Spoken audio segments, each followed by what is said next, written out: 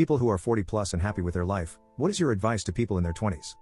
I am 40 years old and I have 3 pieces of advice for anyone in their 20s. Accept that perfection doesn't exist. Your relationships will have problems, your car will break down, someone else will anyways have a better phone, a newer car, or a bigger house than you, no matter where on the social ladder you stand. Constantly chasing perfection will keep you permanently stressed. That doesn't mean you should not try to better your life, just know that if you expect perfection you will never be satisfied. Pay attention to your diet and health. I have been working out at least 4 times per week since my mid-20s. I am fitter, healthier and look younger than almost everyone else my age. Don't stop doing the things you love. Even though I have a wife, kids, job etc., I still make time to play video games, draw, write stories, read comics, play basketball, listen to music, etc. There is no reason to become a miserable old crap. Next story. Get a regular exercise routine going and stick to it like your quality of life depends on it, because it does. Next story. I was a raging alcoholic in my 20s and thought I would never recover from it. I never found a real job using my first degree or my master's. Part of it was because I was always drunk, part of it was the job market at the time. I went back to school in my 30s and found something I like a whole lot more. Now, I'm married, nearly 10 years sober, and have a great job. My point is, if you end up on the wrong path or don't like where you are, there's always time to turn around and change it. Too many people just assume they're stuck where they are and stuck with the issues they have. Next story. It's not a race. Stop comparing yourself to others. Just because they did things sooner than you, doesn't mean they're happier or better. Try to start good habits. It is a little rough at first, but in a few years it will be second nature. Do this with things like cooking, cleaning, saving money and self-care. It is okay to not like someone. It is also okay to have someone not like you. People are going to not like you for no reason. That is okay. It's a them issue and not a you issue. Don't be in butt to everyone and give them reason to dislike you, but also know that you are under no obligation to put up with someone else's bad friendship. There is no shame in seeing a mental health professional. Next story. When I was 22, an older gentleman asked me how old I was and then told me, Chad 303, when you are twice that age, you'll be twice the man you are today.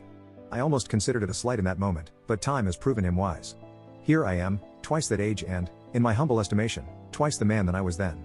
I believe this chiefly because I have learned that kindness is not a weakness, humility serves you better than pride, and cruelty is a fool's game.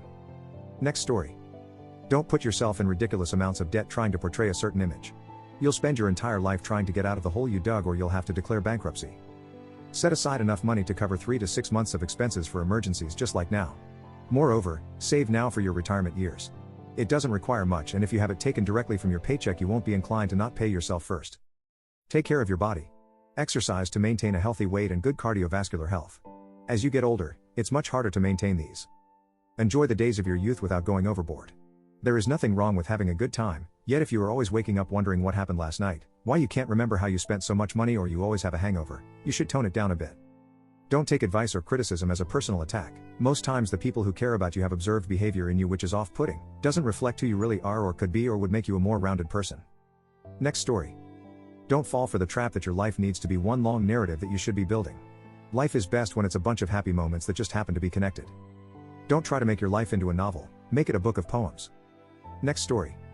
It's never too late to start again.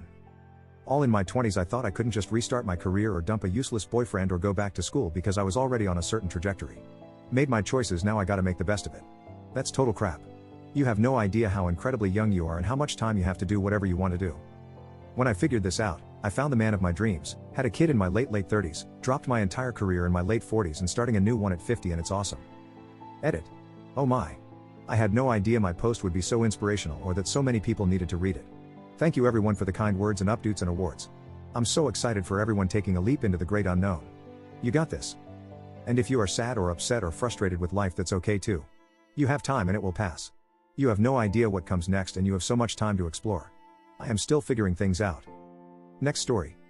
Go have an adventure of a lifetime. Don't put it off. Make plans for your money. Stay out of debt. You don't need that new car, watch, handbag etc. Material items are not worth your sanity. Have a 3 to 6 month emergency fund. Don't waste time on anyone who disrespects you. Have a backbone but don't be rude. Not everything needs your reaction. Find someone who you can spend endless time with. Talk about ideas not people. Above all F what anyone thinks. He'll be 41 this year. Next story. I'm 46, and here's what I know. Money is important but it's not the end all be all. It will not listen to your problems or hug you when you need it. Watch your weight, your blood pressure, and do not smoke. 75% of my patients that have the most serious diagnoses have at least one of these factors.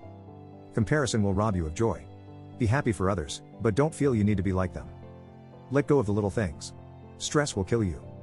Chase your dreams. Life goes by so fast. You don't want to be 80 years old and regretting not traveling, pursuing your passion, etc. You cannot change someone. Whether a friend or a partner, their faults will not get better and you cannot rescue them. Don't waste your life on toxic people. Make a point of performing kind acts for others. It will greatly enrich your life. Now, go get your life. Next story. Chris Rock said it best, now, people tell you life is short. No, it's not. Life is long. Especially if you make the wrong decisions. Edit, the point is, you've got time. Don't kill yourself trying to do it all now. Next story. When I was in college, I had the chance to go to Europe but I passed because I had to work at a warehouse.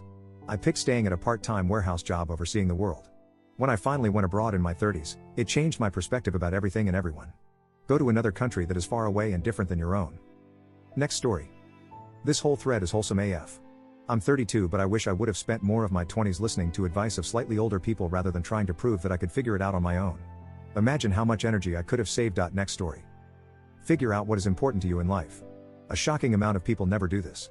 The sooner you do, the better off you will be.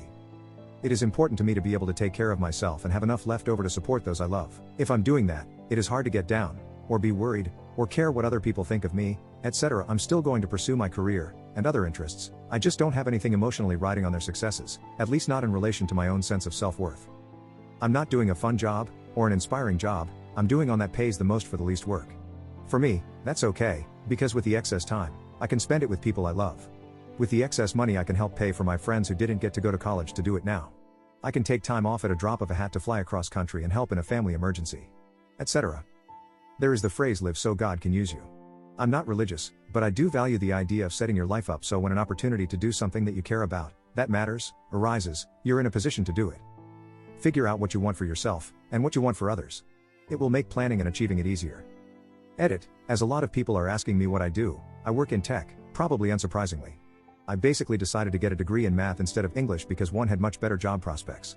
Though I do like analytics, and solution architecture, and all that jazz, I'd definitely use that time to read the Iliad for the 4th time if it paid the same. Also to be clear, I am not advocating for this path, just that it is important to understand the path you want, and make sure you're on it. It is just as important to not work a job you hate, to make time for your passions, etc. I've worked nearly 30 jobs in my life, with kids, construction, lumber yards, tour guide, nursing homes, you name it. I'm good at compartmentalizing, and just really don't mind what I work on.